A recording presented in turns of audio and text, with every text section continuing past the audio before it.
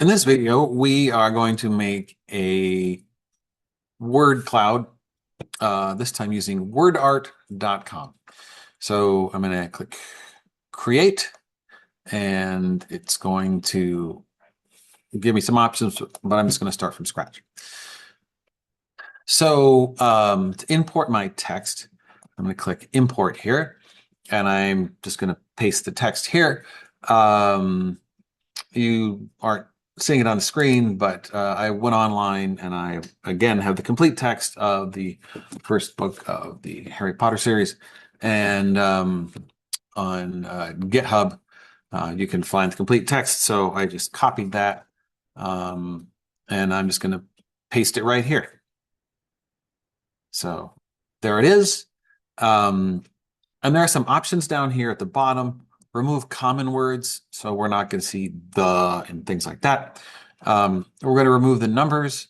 The original text I copied actually had line numbers down the side. And then stemming, that's the process of taking, if two words have the same root word, like listen and listened and listening, just put those all together as one. And then CSV format, that is if you had pasted a file where it was all the words were separated by commas. CSV is comma separated values. It doesn't apply here. But you can see at the top there, if you want to paste something from Excel, you might need to do that. Okay, so import words, and ta-da, there we have it. So we can see we have Harry, Ron, and then we have look and up and Hagrid, go, one, back, Hermione. So in the previous video, we used a different tool, and this tool has the same number of counts for the words, but it doesn't have the same exact set of words because of what the two platforms have done slightly different things about which words to include because they're not important kind of thing. All right, so I've got my word list here. I'm just going to click generate, and there we go. So it's just randomly given me this blobby shape and randomly chosen a font. But what I like about this, as opposed to the other one, is that we can see here Harry appears 3 times as much as the next word, which is his friend Ron. And clearly Harry is way larger than Ron. And then if we look down for other notable characters, Hagrid and Hermione, Hagrid is 300, Hermione's at 257. And we have up there. Back is down a ways. So I do like how Harry is so much larger because he does appear so many more times than anything else. As with all these kinds of tools, we have options. We can change the shape, and because this is Harry Potter, I feel like it's appropriate to use the wizard's hat. So you click on the hat, and then you click generate. And again, it's kind of fun watching them appear because they go from most frequent to least frequent, and we have these tiny little words down here at the brim of the. Okay, this calls it a wizard hat. This is Harry Potter, so we know it's a sorting hat.